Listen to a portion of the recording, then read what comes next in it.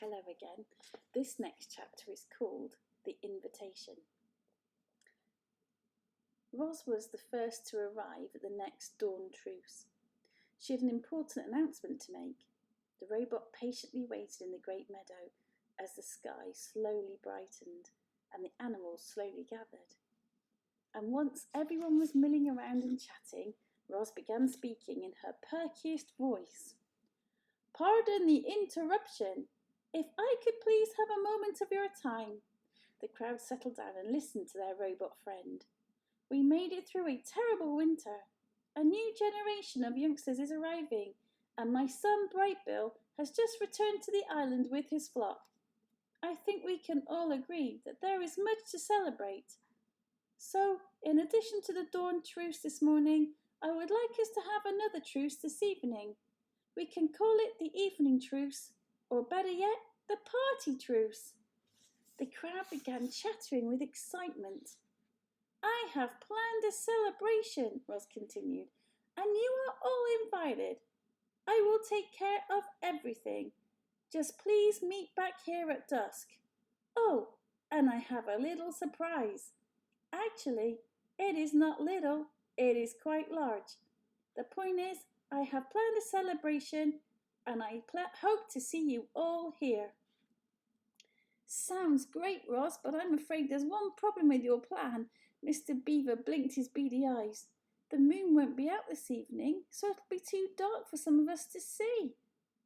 "You are half correct," said Roz. "Tonight will be moonless, but it will not be dark, I promise.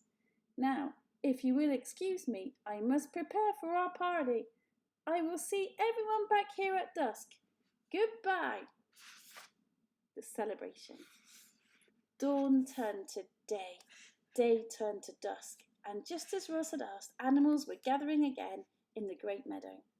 Word had spread across the island that the robot was throwing a party, and everyone wanted to see what the fuss was about. The fuss seemed to be about a giant stack of wood. Roz had spent the day collecting logs and branches and stacking them in a perfect massive tower. The animals crowded around it, trying to imagine its purpose, and then they saw a golden light flickering in the distance. Roz emerged from the dark forest. In her hand was a flaming stick, which she held up like a torch. She was camouflaged in thick mud and clusters of wild flowers. But her camouflage wasn't for hiding, it was her party dress. The animals watched as the robot glided across the meadow, surrounded by a warm glow. "Thank you all for being here," she said as she joined the crowd. "1 year ago, I awoke on the shore of this island. I was just a machine. I functioned. But you, my friends and my family, you have taught me how to live. And so I thank you." "No, thank you, Roz," shouted a voice. "You have taught me to be wild," said the robot. "Hang on. "You have also taught me to be wild," said the robot. "Let us all celebrate life and wildness together." At those words, Roz heaved her torch high into the air. It soared up, up, up, and landed at the very top of the wooden tower. A ball of fire burst towards the night sky, and suddenly the meadow was bathed in firelight. Hundreds of shining eyes watched as the bright flames crept down the sides of the tower and embers floated away on the breeze. The animals stepped toward the bonfire, eager to feel its warmth, and then stepped back, afraid of feeling too much, and soon everyone was moving. The deer started leaping, the foxes started trotting, the snakes slithered and the insects buzzed, and the fish jumped up from the river. Brightbill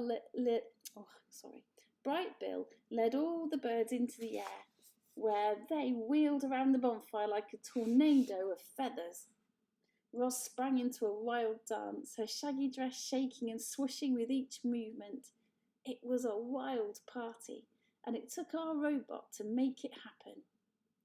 Roz and the animals partied all night long. There's a picture of the bonfire. Look. They partied all night long. They were so busy singing and laughing and dancing that they didn't see the cargo ship as it sliced past the island. But the ship saw them. It saw the towering bonfire.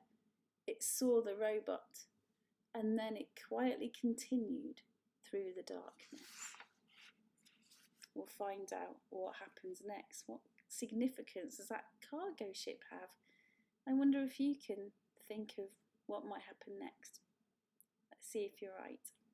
Take care of yourselves. I will speak to you soon. Bye for now.